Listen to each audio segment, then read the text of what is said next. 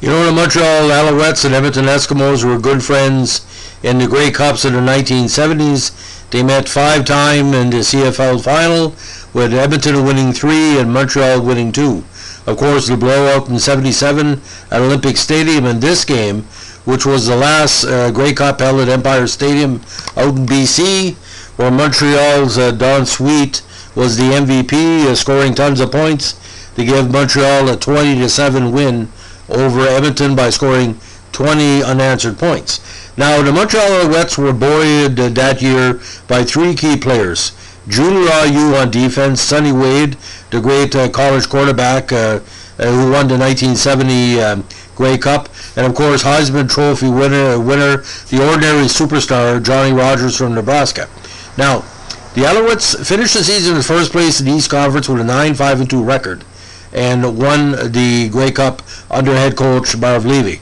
Now, if you're ever wondering why Marv Levy didn't take it absolutely hard that the Bills lost those 4 Super Bowls, it's because he won over a decade before his first Grey Cup in Montreal. Now, this was the first of 5 Grey Cups between the two 1970s. Edmonton won in 75, 98. Again, Montreal winning in 77, and then losing in 78 and 79. Now, Sonny Wade, who was known for that, came off the bench to lead his team to another Grey Cup on a rain-soaked field. Now, they started the preseason very strong. Montreal had a 4-0 record, which also included a road victory at Ivor Wynne Stadium, 41-10 over Hamilton. Now, at the end of the season, 6 points ahead of Ottawa and Hamilton, who were in a tie for second, and 7 points over the Argonauts. They won the first 3 games of the season in very convincing fashion, but then lost to Ottawa and Hamilton. Now, in August 25th, at the Ottawa Stade, they won their 3rd game of the season, and then won 3 more after that in early September. Lost 2 more in September to Calgary and Winnipeg, and then went on a strange streak. They had back-to-back tie games on October 8th and 13th at the Ottawa Stade. Shut out Ottawa 28-0 on October 20th. Lost to Saskatchewan 17-2 at Taylor Field, and then won back at the Ottawa Stade on November 2nd, 27-20 over Ottawa. Now, this was a preamble to the East Final. They knocked off Ottawa 14-4, and eventually won again 20-7 over Edmonton in that the rain-soaked Grey Cup. Now, Edmonton broke the scoring with a Calvin Harrell TD pass reception from the great Tom Wilkinson. Dave Cutler converted. But in the second quarter, it was all Montreal. Don Sweet got a point on a missed field goal. Larry Sher had a 5-yard run. Sweet had to convert. Then Don had another field goal from 18 yards to lead 11-7 at the half. Third quarter, Sweet had a 27-yarder. Third quarter, and fourth quarter, he had 27 and 25 yarders. Now, both starting quarterbacks ended up leaving the game due to ineffectiveness. Now, but Wilkinson was also injured when sacked by Junior Ayu and was replaced by Bruce Lemmerman.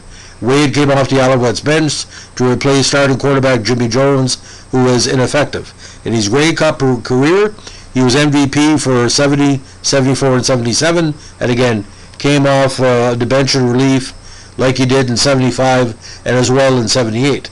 Now, Wade went 10 for 25 with 139 yards, while Junior Ayu won the MVP on defense to mimic Sonny's MVP on offense.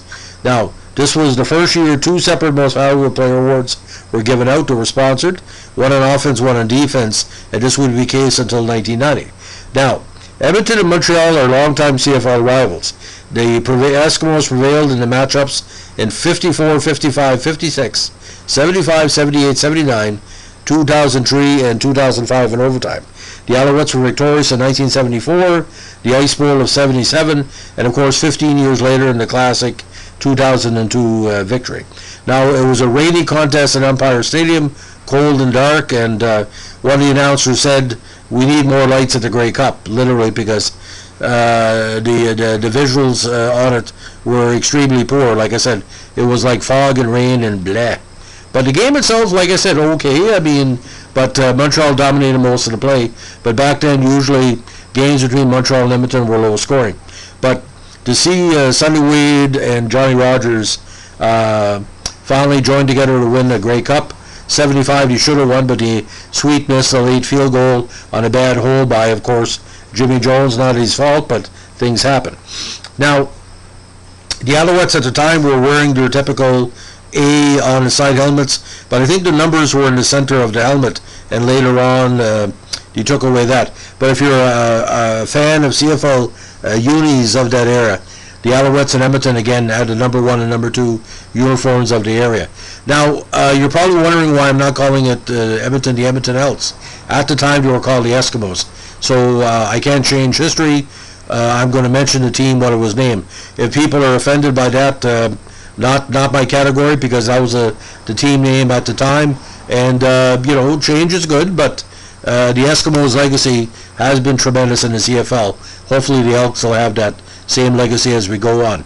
The double E, as we like to call it still. So, ladies and gentlemen, that's my latest, my CFL Vintage podcast. If you like what we're doing here, if you're a fan of Sonny Wade, Johnny Rogers, Junior Ayu, Wilkinson, everybody else, Jim Germany, give us a like, comment, and subscribe. And don't forget, the CFL at the time were glorious. A lot of college stars that couldn't make it in the NFL were playing. Chuck Ely was around at the time. Toronto was getting a lot of, mid-Ontario followers. Lancaster in Saskatchewan, the 76 Grey Cup against Ottawa and Tony Gabriel. So it was a great time for the CFL. And CBC did a really good broadcast of the 74 Grey Cup. Look for it on YouTube. Thanks for listening. Bye.